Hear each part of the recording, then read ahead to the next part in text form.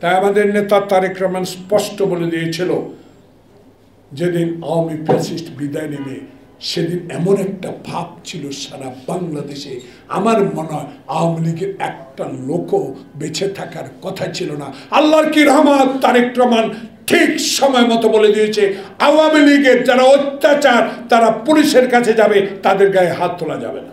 তারেক রহমানকে নিয়েও 111 সরকার, খালেদা জিয়াকে নিয়েও 111 সরকার, মহিউদ্দিন সরকার বিএনপিকে নিয়েও ধ্বংস করার পরিকল্পনা করেছিলেন, কিছুই করতে পারেন।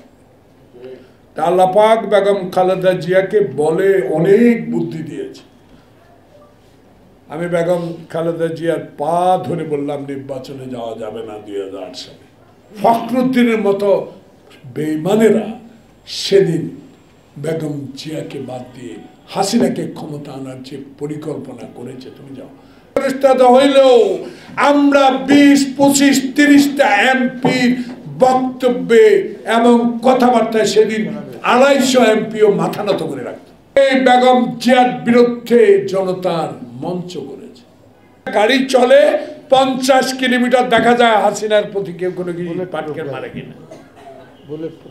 দেশের মানুষ পেঁয়াজ কিনে 300 টাকায়, মানুষ খেতে পারে না, অসহায়, গণতন্ত্রের শব্দ নাই, সাংবিধানিক প্রতিষ্ঠান ধ্বংস, কিন্তু ওনার গাড়িতে স্যাটেলাইট যেটা ইসরায়েল থেকে আনে।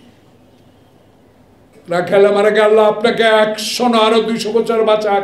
একটু আগে একজন বক্তা বলেছে যত মামলা 500 বার তাকে ফাঁসি দিলেও মামলা শেষ হবে না। এখন শুনলাম আপনাদের 10 জনের কি আইডি কার্ড বন্ধ করে দিয়েছে। আশ্চর্য। টিউলিপের একটা বক্তব্য আস্তে আস্তে শুনলাম, আই এম নট বাংলাদেশি। মানে কথাটা বুঝছেন? মানে আমরা যারা হাসিনা বিরুদ্ধে বক্তব্য তারা এখানে আসছে, আই এম নট বাংলাদেশি। আজকে দেখলাম তার বক্তব্যটা ইউটিউবে আসা, পাশে তার আইডি কার্ড, পাসপোর্ট। লজ্জা হয় না?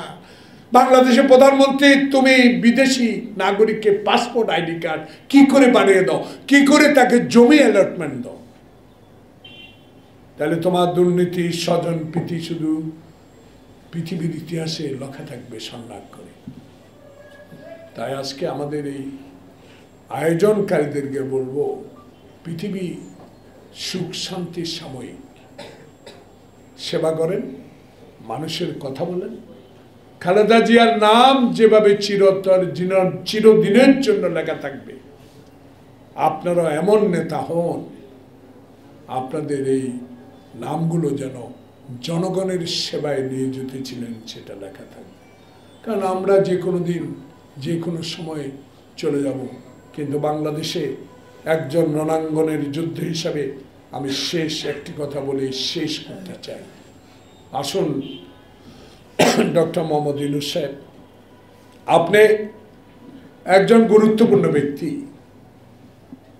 আল্লাহ পাক আপনাকে অনেক সম্মান দিয়েছে, অনেক বুদ্ধি মর্তা লোক।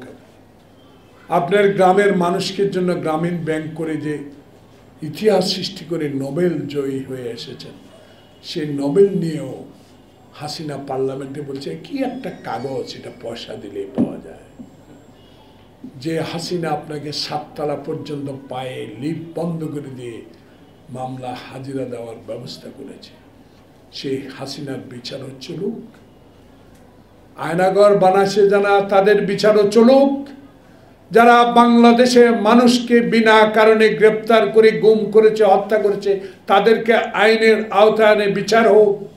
কিন্তু চলমান প্রক্রিয়াকে ব্যাহত করার জন্য বাংলাদেশে আরেকটি চক্র খুবই তৎপর। সেই চক্রটা হলো আওয়ামী লীগ এবং তাদের দোসরেরা।